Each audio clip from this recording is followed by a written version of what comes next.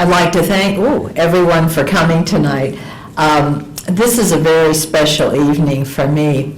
I met Valerie about, I would guess, 7 years ago, and we met in the Student Activities Office.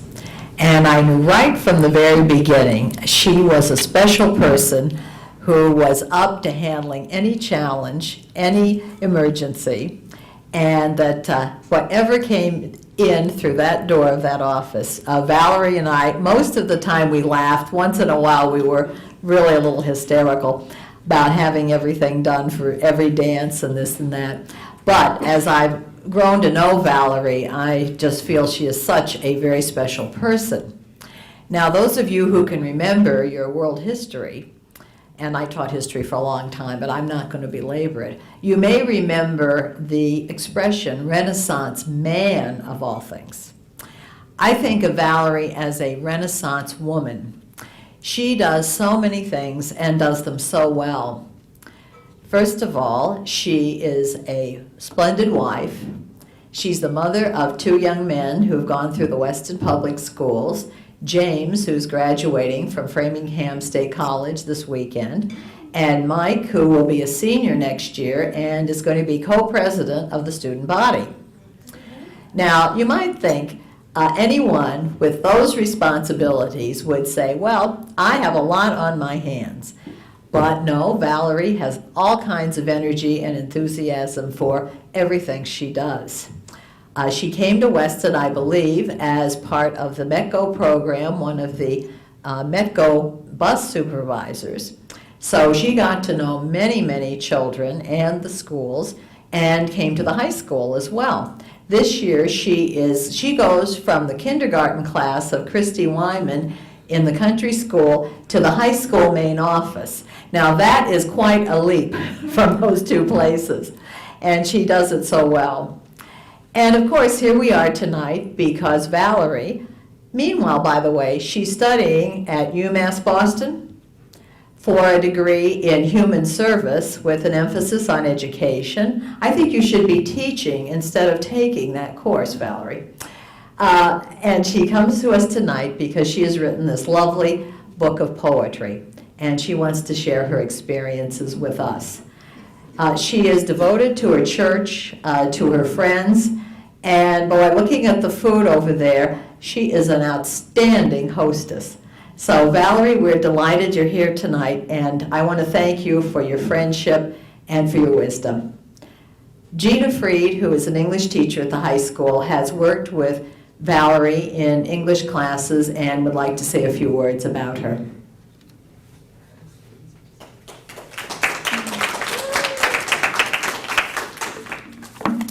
Well, good evening. I'm just going to share with you my first experiences with Valerie and her work.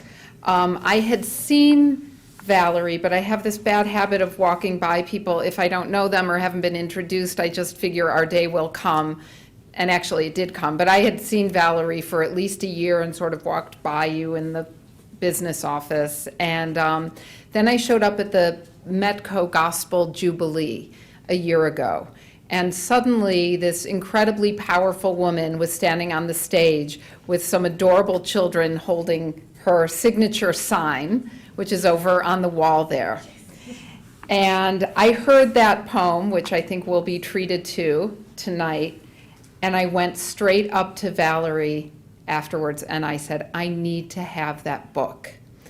And I took the book home and I read it, and at the time I had a 10th grade class and we were studying basically a poem every day. And I showed up for class one day with some Xeroxes out of Valerie's book, and we started reading the poems, and I'll never forget, the kid said to me, Miss Freed, you know, why can't all those other poets that we've been reading all year do what Mrs. Molyneaux does? She just says what's true. She just says it. Everyone else, they go around and this and that, and she just always says the truth. And I said, well, you know what's incredible about this poet, unlike most of the others whom we've been reading, not only is she actually alive, but she's down the hall. So a few days later, we had Valerie come to our classroom, and the kids, and Sam can attest to this because he is a big fan of Mrs. Molyneaux's.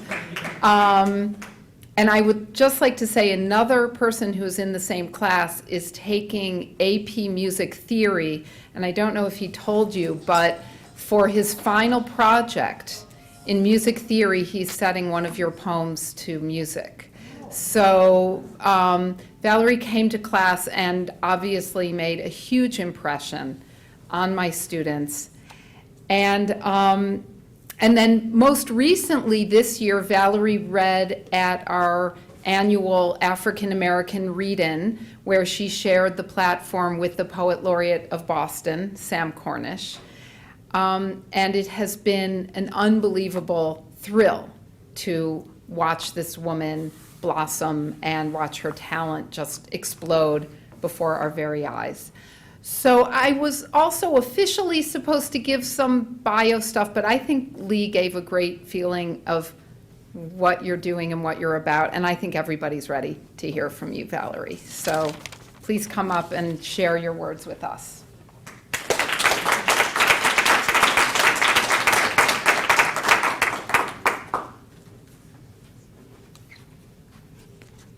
Thank you, thank you, thank you.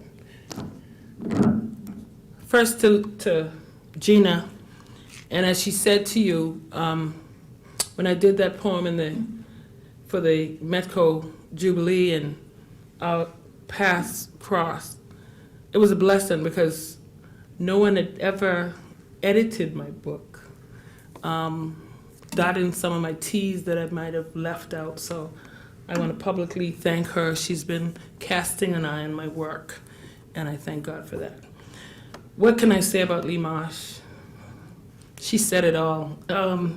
Working with her in the student activity department was a blessing, and here we are today. She's caused this whole thing to come alive, and for that I'm truly grateful. Some special people are in the house with me tonight, and I'd be remiss not to mention them. I have two wonderful sons whom I could not have without my partner, so I'd like for him to just wave his hand, stand. Mr. James Roy Molyneaux, my partner. Thank you. Our two boys, actually Michael, as you've heard today, Sam, won the election, and so I'm so proud of my baby. Turned 17 last Friday, and so he'll be doing some work here at the high school, and for that we're grateful. He's participating in several churches in Boston. They have formed a basketball league, and he's on that league, and they've won the championship. And so the big game is on Saturday, so tonight's rehearsal night, practice, shooting. So they could not be with me tonight. So for those of you who could be with me, I'm truly grateful. And I have two women that guards their brother really well. My sister-in-laws, they're very protective of him, but he belongs to me. Annette Molyneaux, could you just wave your hand for us?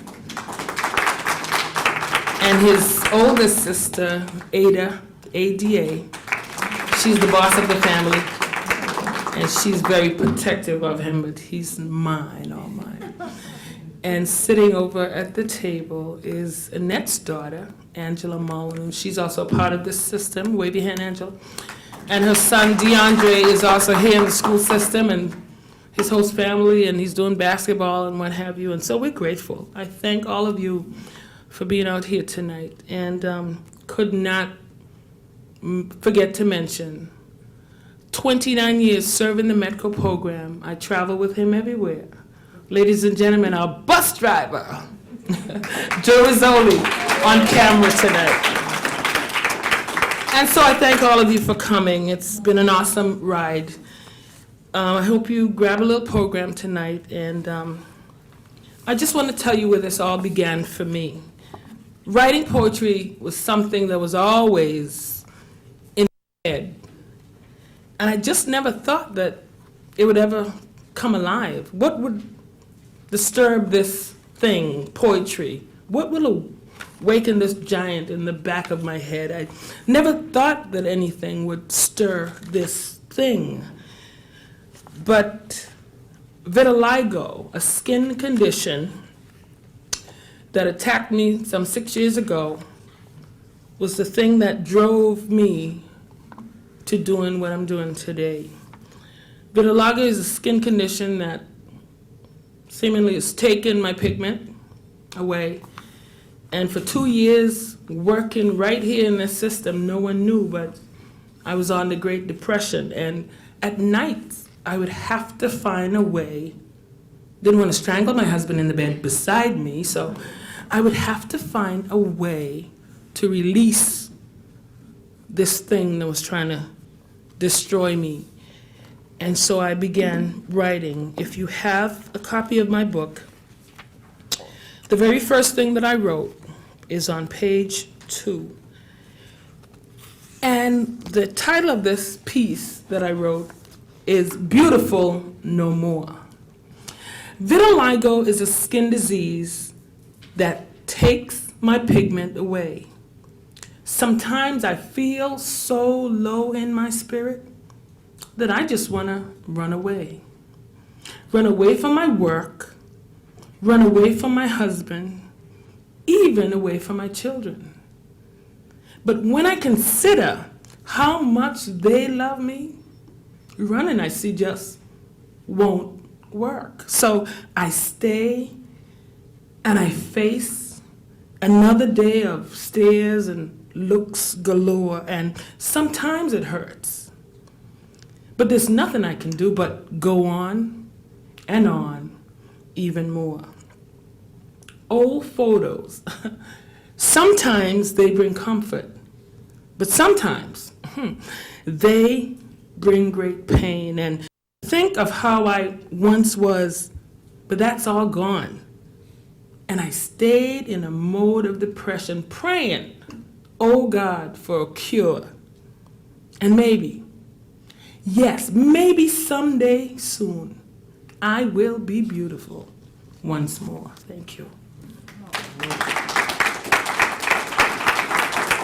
So that's the place where I started writing. And prior to coming to Weston, I worked for 14 years at one of your major banks. And I shared this poem with one of the officers, from a coworker.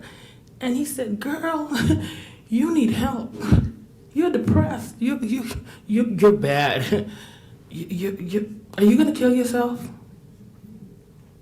And I stopped and I said, no, I'm not. I know better than that. So I need to know, write differently. This thing that's trying to attack me, it's not going to win. So I stopped and I pondered and I grabbed a pen. And on page 29, let me share with you what came alive. Not only did this poem come alive, but I went to an all-women's conference at a hotel in Sturbridge. And I started thinking, as one of, it was so funny because not only was she one of our medical parents, but she was now part of my church. And she was the mother of Lindsay Briggs, one of the Weston graduates, 2004. And her mother was the person speaking that day. And she started talking, life is a race and you just have to do it. And I froze because that was the poem that I heard. And so here it is, life is a race. And it spoke to me, so I hope it speaks to you. As you go through this life, be reminded that it is a race. From the moment you came into this world, your journey has begun. So, how do you run this race? Run it hard. Run it with integrity. Valerie, run it to win it. Run it with your head held high. Run it in all honesty. Run it to get the prize. Run it with passion, but run it so as not to be disqualified. Thank you.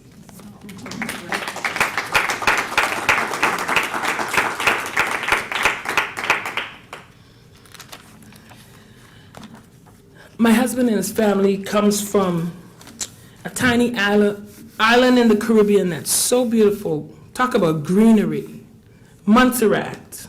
I don't know how many of you have heard of it, but 2020 shows the vision of it being destroyed, partially destroyed, by a volcano. And one night, thinking of my life, no, I'm not being destroyed. Let me just focus on what's happening around me. And on page 35 of my book, this is what came alive. Talks about things around you, talks about rat, talks about whatever. I hope you get it. The force of nature. The rain comes, the rain goes. But the clouds, they hang low overhead. Wind-driven rain is the worst to take, but that is the force of nature. Snow falls, snow stays, and the purity of its display is breathtaking. The plows roll, the shovels throw, all because of the force of nature. Volcanoes roll, hurricanes roar, with devastation that words cannot describe. Half of an Emerald Isle has disappeared, all because of the force of nature. Katrina vast, tsunamis high, of volumes that we cannot understand. The shaking of an earthquake renders us helpless. This is the massive force of nature. So be it typhoon of Calcutta, tornado of Mississippi, be it Alabama twister or an Australian cyclone, whenever she rumbles, what can we do but simply look up to nature? Thank you.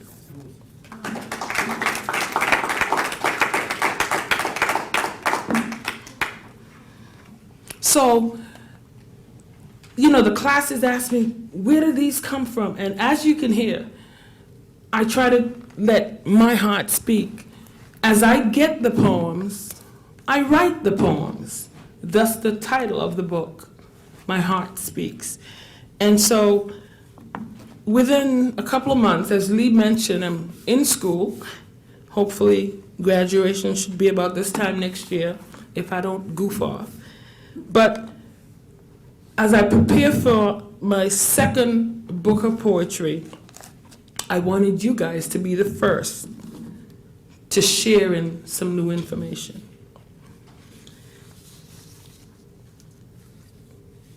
I sat one night, and as I looked at television, I just watched, can't remember the young woman's name right now, but she had her little dog, and she, kissing her little dog. Please, I'm a pet lover. But that, at the same time, I switched to another channel, and it was devastation in Indonesia, something someplace else. And I saw the love for this creature, this animal, and there's absolutely nothing wrong with that.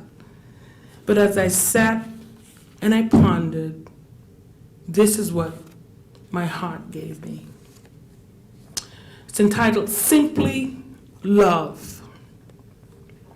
In this world of craziness, with skin color and money and geography means so much to so many, where loving from the heart is based on what one can get from another. Where the darker skin one is, the more atrocious he or she looks.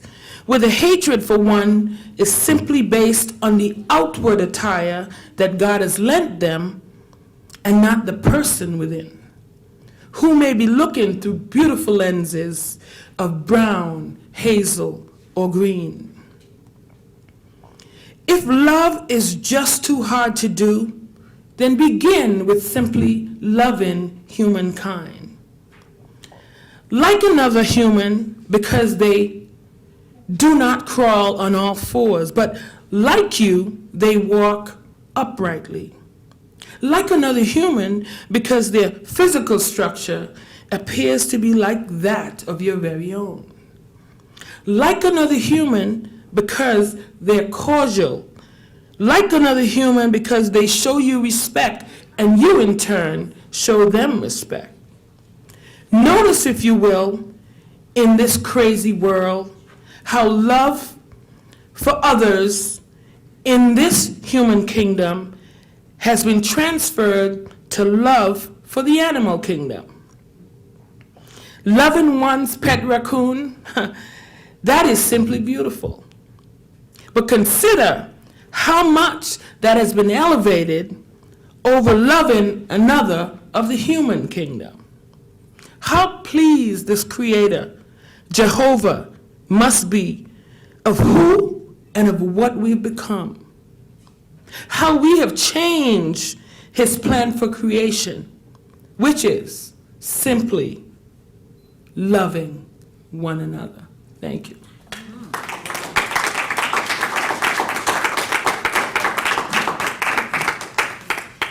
I wrote it, I got it, I pondered it, and when I read it to myself, I still feel the chills, so I hope it touched you. And finally, before you ask me questions, or I ask you questions, as Gina mentioned, I had the privilege of meeting the Boston Poet Laureate, and when I thought about the opportunity of meeting him, I thought about, well, isn't there a state bird? Isn't there a state? Shouldn't there be a state poem? So I got my pen, and again, I let my heart speak. So, this is what I got. Massachusetts, no doubt. And by the way, I am not from Massachusetts. It's been 30 years living in Massachusetts, but I truly call this place home. So here's the poem, Massachusetts, no doubt. There is simply no other place that can compare. You can travel, you can search, and you can look anywhere. The libraries, the museums, the open spaces, all makes our Massachusetts a home for all races. Her university speaks of knowledge, and her history so grand. Boston's landfill's story speaks of this city's great plan to build a vital city that we all know and love. And today, this city is a spectacular hub. She's the birthplace of America, that we all must admit, from the arrivals of the pilgrims on their majestic ships. Massachusetts stands out without any tout. She's the Mecca of America, no doubt, no doubt.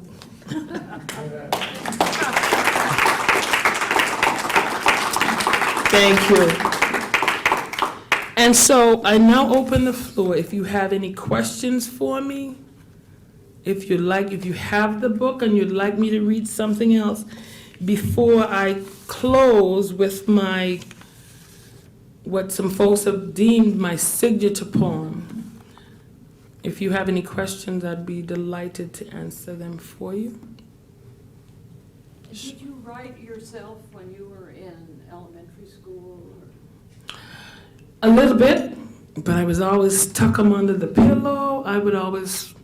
They never went anywhere. They were tucked in books, in the back of my Bible as a child.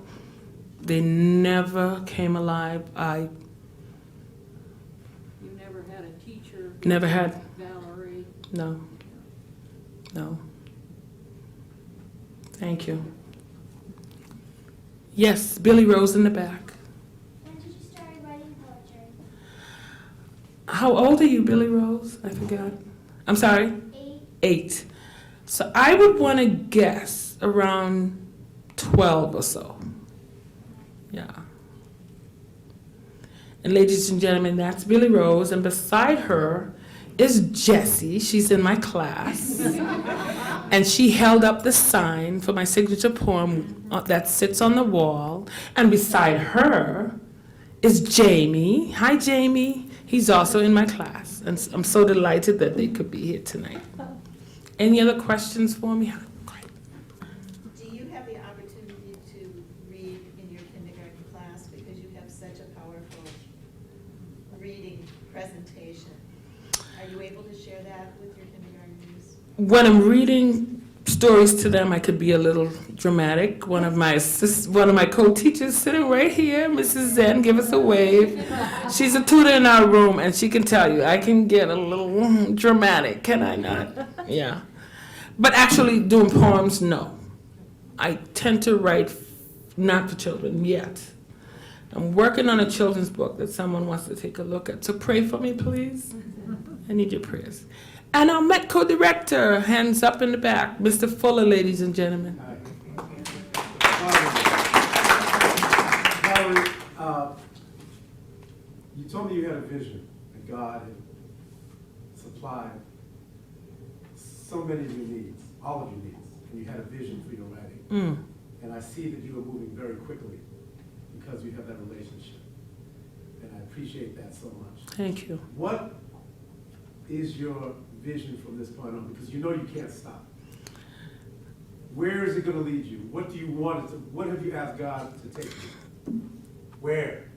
My heart, you want to hear my heart, don't you? My heart speaks. Yes. I pray that God would send me someone not only to edit it, but to point me in the right direction. I've been doing all of this.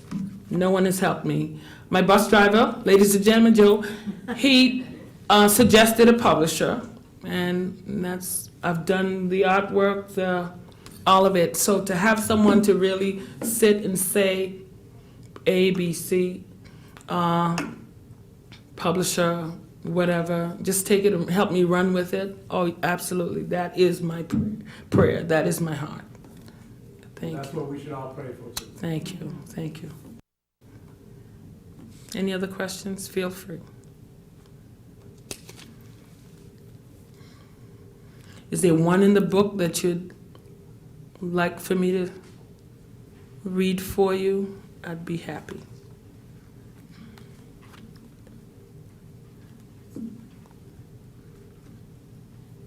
Anyone have one in the book?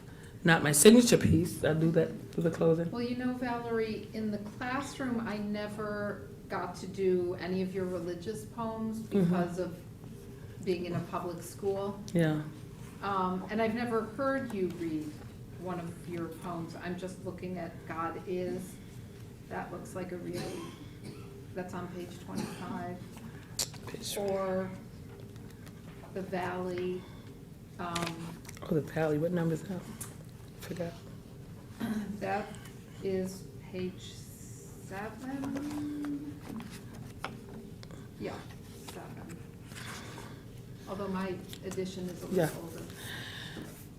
The Valley is one that I think I was at my lowest point. And when I'm at these points, I don't think my husband knows, my kids know. I just get really down, and when it gets really bad, I can do migraine headaches. So to avoid those, I grabbed my best friend. And on one of those days, my heart gave me The Valley. The Valley is a low place where no one desires to be.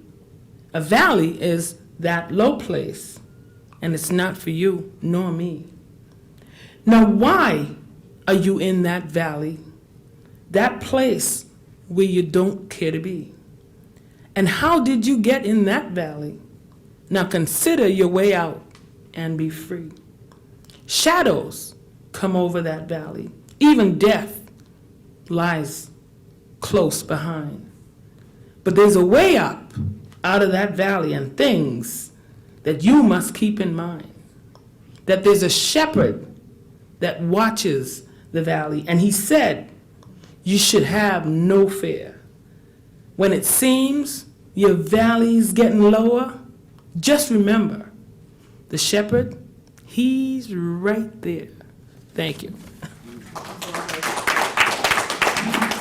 I was really down that day, and I probably could have done something to myself, but I wrote. Yeah. Any other? Sure.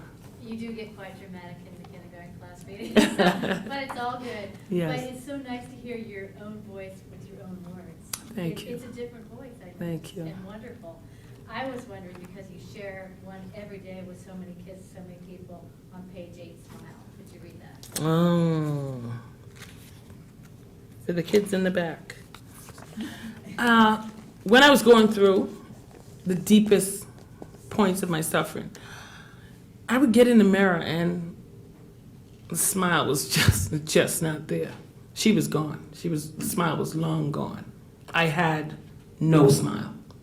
So I wrote this one, Smile. I was talking to myself. Valerie, smile, girl, because it's morning. Smile, Valerie, come on, smile because you're alive. Smile because it's a new day and your smile waits to come alive. Smile even though there is pain within. Just a smile can help somehow. Smile, it can really help someone, and you might never know just how. A heart in pain finds it hard to smile, and this we can all relate to. When it hurts, when the hurt is deepest to the core, a smile is just hard to come through. So smile. It is a natural thing and should be easy to do. Smile. It is an international greeting. And you, Valerie, you, Mrs. Zen, you can do it too. Now, smile.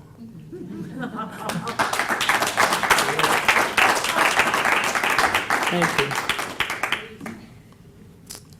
Hand in the back, Jessie. How about write what you were not Oh, the teacher I work with, she is a fanatic when it comes to the Boston Red Sox. So how appropriate. I think they're playing tonight. I'm not. They already won today. They won today. Good news. I'm not a baseball player. I don't hardly know what they're doing, but I watch with my guys sometimes, and my husband fake it like I really do know what they're doing, but I have no clue. Basketball I can talk a little bit about, but as they were watching one day, my guys, and the noise and the commotion and all of it, this came alive. Strike! But you're not out. And again, I was speaking to me. Life throws us various kinds of balls, and the decision is ours to swing.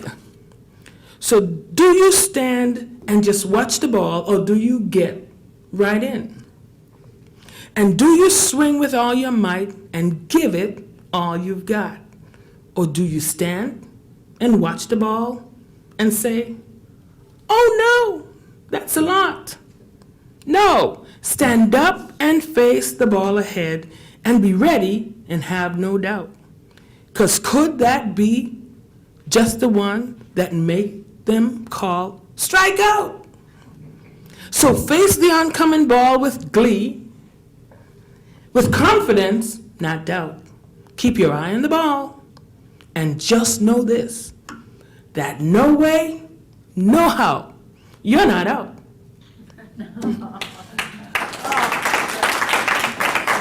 Thank you. Thank you, Jessie.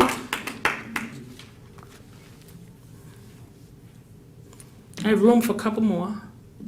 Yes. I think it's a wonderful message that you write in order to feel better, and you found a method to do that. I think that's important to teach children that there's ways, things that you can do to make yourself feel better. Where do you write at home? Do you write in a journal? Do you write on the computer? How do you write? How do you write? it's funny. The kids, Jesse, they could tell you, Mrs. Molyneaux, what's in your hand? And it could be just one word, so that I could remember when I get home. So, yeah, you've seen that. She's one of my parents. So it's just one word that could be in my hand. Or at nights, I would just reach over in the dark and scribble something. I try to figure out in the morning. But if you get one of my cards, this skin condition, again, I've been able, thank God, to help people because I've developed, cost me a little money, my husband doesn't know how much yet, but I've built my own website, and I've been able to answer, counsel, if you will, folks that have come in on my website from Malaysia, Netherlands, Australia, places that I will never be able to visit. And so there's a place, we have a little place that we run away to every April vacation in the Berkshires. And so I just added, my latest picture is our place in the Berkshires. There's a river behind our condo, and that is a sacred writing spot. And so I just added that photo to the website. I'm on the river, and he took my picture. And that is where I do a lot of writing. As a matter of fact, last year we were there, and I think it was right the Virginia Tech shooting. So I flowed all day. I just wrote all day, and I'm not ready. I'm not willing to open that journal right now. Because I know some of the things that I wrote there kind of tough. So probably next year or something. I'm not ready to open that, what I wrote, but I did that day do a lot of writing centered around death and stuff like that. But yes, either at home, notes on my hand, or the Berkshires for the last 7 years. Thanks. Any other questions? Jamie! What about that and overcome? Ooh, what number is that? I forgot. 14.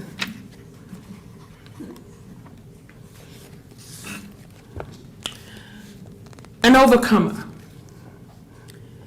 Have you come through anything in your life, then you are an overcomer. Have you ever been through the fire? Then you too are an overcomer. Tell others who has brought you through, and tell how he's brought you out. Talking about God. By the very words of your testimony, they can overcome, no doubt. And that was just a simple one I wrote. I'm an overcomer. Thank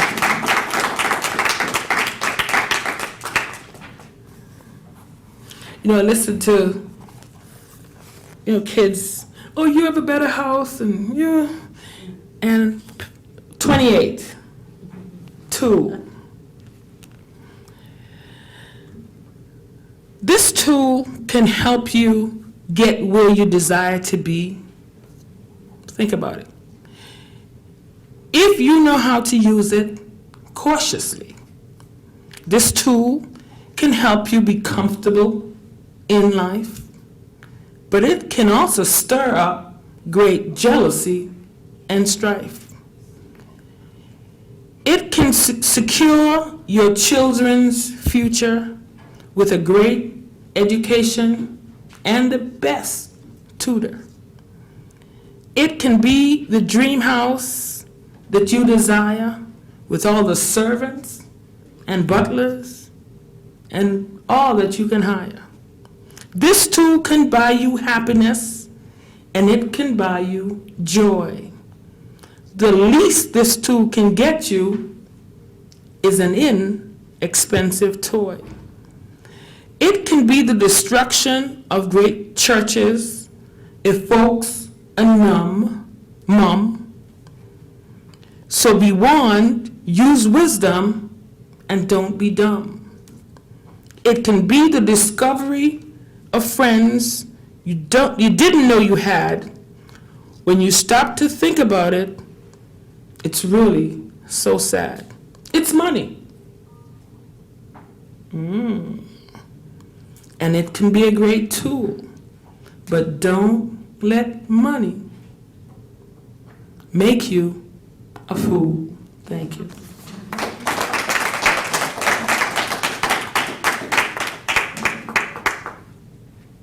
Anyone with another?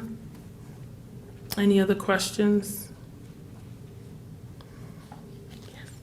I'd just like to say that I think you're a wonderful role model for the students, because obviously one of the most important skills is for students to learn to read and to write, and to see your book and to hear your poetry, and to know you're right there with them. You're not somebody off somewhere they don't know. I think that's absolutely wonderful role model. Thank you.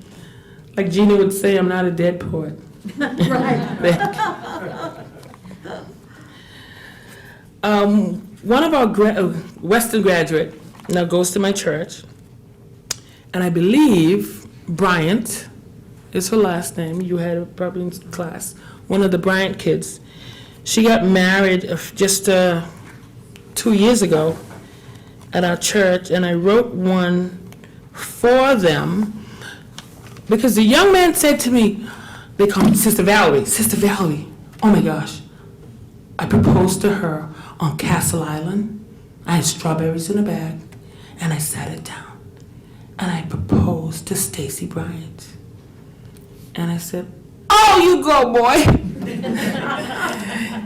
And so he started telling me, oh, we were walking along, and I held her hand. So let me read it for you. It's on page 20. By the way, I had to take out some words that were just for them, language that was just for them. Not bad language, but. This one is called Your Hand. And we could see this from a marital standpoint or from just your everyday Joe Smo. And this is what we should be doing. Be a hand for the other person. Your hand. Can I hold your hand as I walk along without you even asking me why? Sometimes I get lonely, angry, and scared, and your hand is really all that I need. Can I hold your hand as I walk along when my day is really gloomy and gray, when my heart is pounding and my pain is great? Your hand, Mr. Molyneaux, is all that I need. Can I hold your hand? Can I call you friend? Since my hand feels so secure in your grip. When I'm troubled in spirit and I'm feeling low, all I'll need in that moment is your hand. Thank you.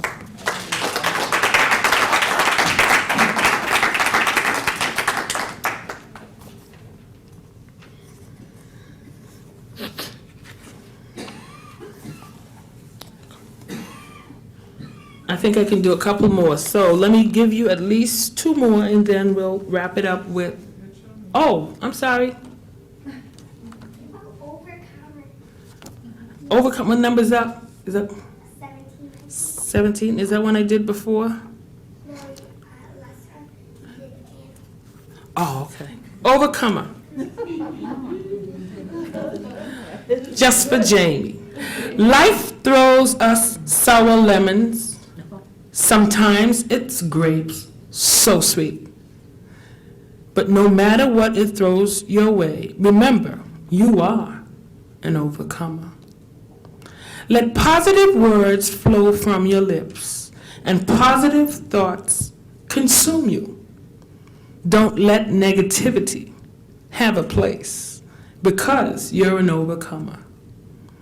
Let your spirit rise above the mud and above the cares of life. Remember, you are above and not beneath, and that you are an overcomer. So stand up and hold your head up high. Things will try to hold you down.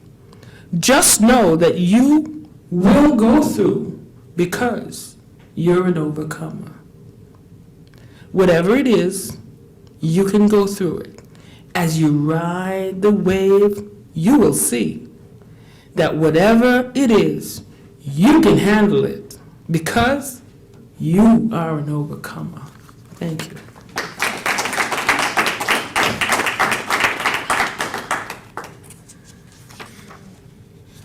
My husband bought oh, I'm sorry. I'm not alone. What number is that? 10. 10. I'm not alone. One of my shortest pieces. I'm not alone. It's him and me and me and him. I told you, Jesse, I told you that I'm not alone. I've got him. Thank you.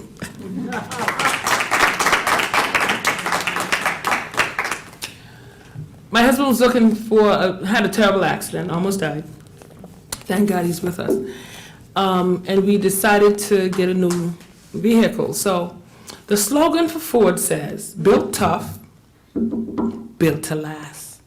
And so when he bought it, oh, and the poem came, and I wrote it. It's number 19, built tough, built to last. And again, all of these poems really is about me, and I hope they fit you. Do you whimper because you have a splinter? Do you whine because you can't have things your way?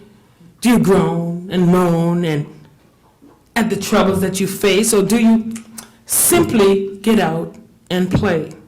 Do friends push your buttons? Do they get you all mad? Do your loved ones just set you ablaze? Does the anger build up with nowhere to go, or do you shrug it and just let it go?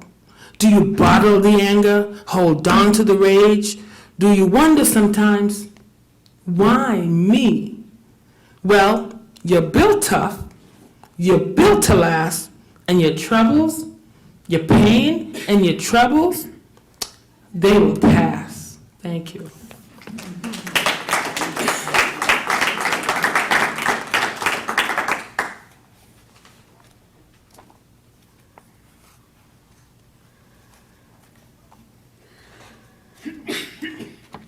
My youngest son, Michael, turned 17 on Friday, big man around town. And he has something for wrestlers. And one night as he was watching and I was writing. And this is what I got, page 16. Knocked down, but not knocked out. So as my skin condition battled me and punched me, trying to knock me out, I'm not knocked out. The wrestlers, we're told, their fights are fixed. And the owners know before it begins. So there's no surprise at the final bell when they finally declare the win. The one in charge has made it known that our personal fights are fixed. He knows the end before it begins, and there's absolutely no tricks. Our fights are won before they begin. We have the document, the Bible, to prove that we may get knocked down, but that's not the end. We'll get up with strength and make our move. The fights we've won, the victory is ours. But the blows we suffered, they were great. Many fights will come. We won't be knocked out if we hold on strong to our faith. We'll face many battles. We'll go through great pain. But we know that this too will pass. We may not get knocked down, but we won't get knocked out. And the enemy, he knows he's lost. Thank you.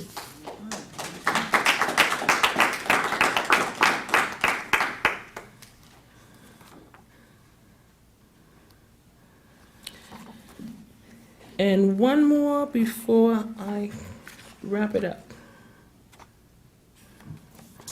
Page 24. And this is something I want you to think about. What does it look like? I mean, people are going through all sorts of things. So, what does it look like? Does it look like a mountain? You can go over it. Does it look like a river?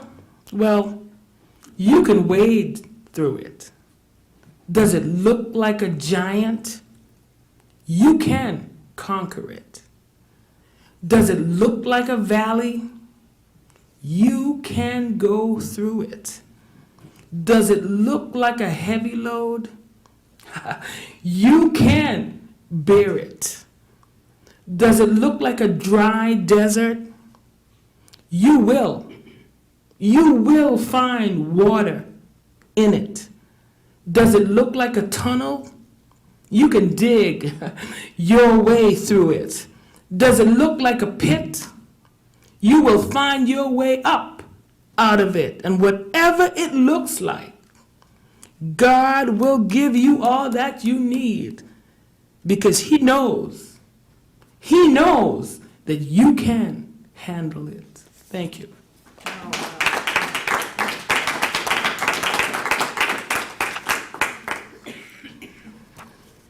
And finally, if there's no further questions, this is a very special poem to me. And I thank God because everywhere I go, several churches in Boston, they've asked me to do this piece. And I'm grateful for the success that this piece is having. For me, I say to people, my ailment you can see, or my problem, my skin disorder, is visible to your naked eye. But what do you have? I don't know. I say to people, is it high blood pressure? Is it AIDS? Is it diabetes? Is it? I don't know what you have. So, page 9, what I deem my signature poem, thus the sign on the wall. What is that? For me, the thing that bugs my life, try to destroy my life, I want to say, is this. So what is it for you? What is that that tries to steal your joy? And what is that that tries to shut you down? What is that that makes you want to scream? And what is that that tries to crush your dream? Now, what is that that wipes your smile away? And what is that that gives you sleepless nights? What is that that gives you great heartache? And what is that that keeps you wide awake? What is that that your loved ones can't understand? And what is that that your children just don't get? What is that that you said you'd try to do? And what is that that has its hold on you? What is that that you wish you could have tried? And what is that that you never got to do? What is that that you wish you could have done? And what is that that others have done to you? Now release that and prayerfully let that go so that you can begin to soar in the direction that you're really meant to go. Thank you so much.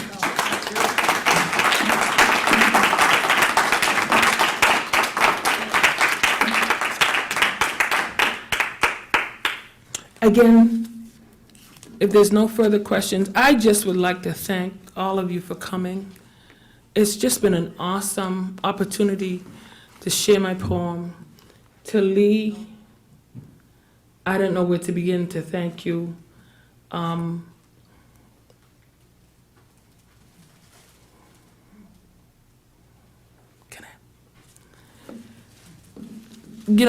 don't even know how this all.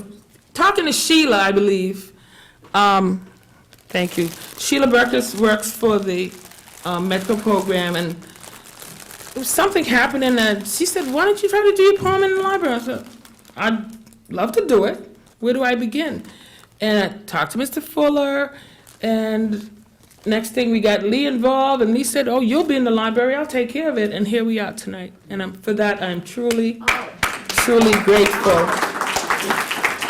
And so, from my house Oh, thank you, dear. to you, Yes. from my thank you heart so to much. you, thank you so much. Thank you, dear. Oh, spectacular. Beautiful. And when it comes to punctuation and dotting my I's and helping me cross some T's, Gina Fried. Not only is she special to me, but I've seen her with, all the kids, but primarily our Boston kids, and my hat's off to her. Not only is she special to me, but I've seen her with, all the kids, but primarily our Boston kids, and my hat's off to her. You're a tremendous person. Thank you for her name's in the back of my book, as you can see.